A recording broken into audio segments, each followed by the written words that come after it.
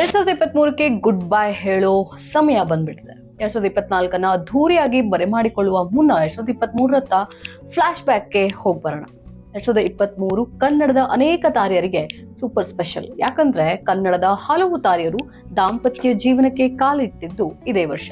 ಹಾಗಾದ್ರೆ ಯಾರೆಲ್ಲ ಈ ವರ್ಷ ಮದುವೆ ಆದ್ರು ಬನ್ನಿ ನೋಡ್ತಾ ಹೋಗೋಣ.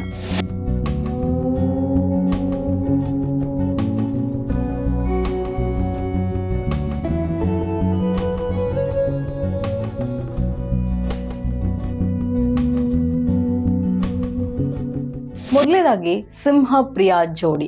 ಕೆಲ ವರ್ಷಗಳಿಂದ ಪರಸ್ಪರ ಪ್ರೀತಿಸ್ತಾ ಇದ್ದಂತಹ ನಟಿ ಹರಿಪ್ರಿಯಾ ಹಾಗೇನೆ ನಟ ವಸಿಷ್ಠ ಸಿಂಹ ಈ ವರ್ಷ ವೈವಾಹಿಕ ಮದುವೆಗೆ ನಾಂದಿ ಹಾಡಿದ್ರು. ಮೈಸೂರಿನ ಗಣಪತಿ ಸಚ್ಚಿದಾನಂದ ಆಶ್ರಮದಲ್ಲಿ ಹರಿಪ್ರಿಯಾ ಹಾಗೆ ವಸಿಷ್ಠ ಸಿಂಹ ಮದುವೆ ಆಗ್ತಾರೆ. ಕನ್ನಡ ಚಿತ್ರರಂಗದ ತಾರೆಯರು ಸಿಂಹ ಪ್ರಿಯಾ ಮದುವೆಗೆ ಸಾಕ್ಷಿಯಾಗಿದ್ರು.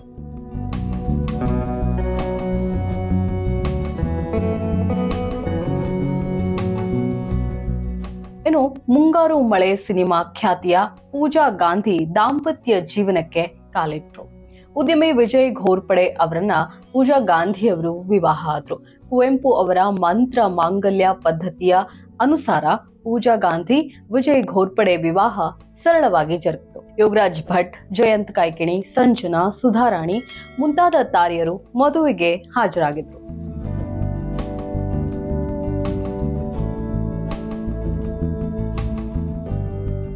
ಇನ್ನು ಶಿಷ್ಯ, ಮಾಗಡಿ, ಬೆಳ್ಳಿ ಮುಂತಾದ ಸಿನಿಮಾಗಳಲ್ಲಿ ಮಿಂಚಿರುವಂತಹ ನಟ ದೀಪಕ್ ಅವರ ಮದುವೆ ಇತ್ತೀಚೆಗಷ್ಟೇ ನಡೆಯಿತು.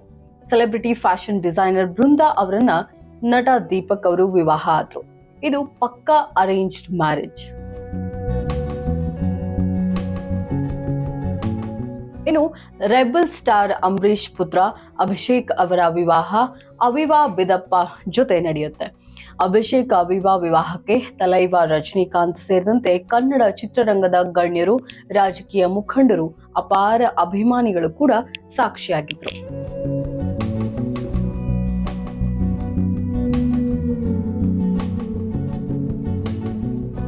ಇನ್ನು ಹರಿಕಥೆ ಅಲ್ಲ ಗಿರಿಕಥೆ ಸಿನಿಮಾದ ಖ್ಯಾತಿಯ ತಪಸ್ವಿನಿ ಪೂಣಚ್ಚ ಅವರ ಮದುವೆ ಕೂಡ ಇದೇ ವರ್ಷ ನಡೆಯಿತು. ಕೊಡವ ಸಂಪ್ರದಾಯದಂತೆ ರಕ್ಷಕ್ ಮುತ್ತಣ್ಣ ಅವರನ್ನ ತಪಸ್ವಿನಿ ಪೂಣಚ್ಚ ಮದುವೆ ಆದ್ರು.